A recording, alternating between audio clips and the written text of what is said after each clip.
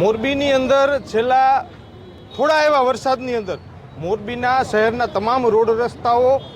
ભાંગીને ભસ્મીભૂત થઈ ગયા હોય એવી પરિસ્થિતિ વચ્ચે લોકોને બાઇક લઈને કે ગાડી લઈને નીકળવામાં તકલીફ પડી રહી છે। ત્યારે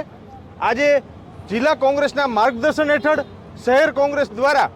મોરબીના જેટલા પણ રસ્તાઓના ખાડા છે એ ખાડાઓની પૂજા કરીને એક અનોખો વિરોધ કરીને અમે અમારો વિરોધ દર્શાવીએ છીએ કે મોરબી મહાનગરપાલિકાના કમિશનર દ્વારા જે રીતના નાના વેપારીઓના બોર્ડ ઉતરાવવામાં આવે છે, જે રીતના નાના વેપારીઓને હેરાનગતિ કરવામાં આવે છે, ત્યારે આજે મોરબીના લોકોની મૂળભૂત સમસ્યા છે રસ્તા, લાઇટ અને પાણી, આ ત્રણ આપવામાં મોરબી મહાનગરપાલિકાનું તંત્ર સદંતર નિષ્ફળ નીવડ્યું છે। ત્યારે આજે શહેર કોંગ્રેસ દ્વારા એક અનોખો વિરોધ કરીને શ્રીફળ વધેરીને અને ફૂલહાર કરીને ભગવાનને પ્રાર્થના કરી છે કે આગામી દિવસોમાં મહાનગરપાલિકાના અધિકારીઓને સદબુદ્ધિ આપે અને મોરબીના લોકોના મૂળભૂત પ્રશ્નો છે એનું નિરાકરણ લાવવા માટે ફટકારતી હોય છે। પરંતુ જો મહાનગરપાલિકા કચેરીની અંદર કોઈ અકસ્માત બને તો તેની પાછળ જવાબદાર કોને ગણી શકાય તે એક મોટો પ્રશ્ન છે। અને શું મહાનગરપાલિકાના સત્તાધીશો, કમિશનર અને અધિકારીઓને આ પોતાની જે ખુદની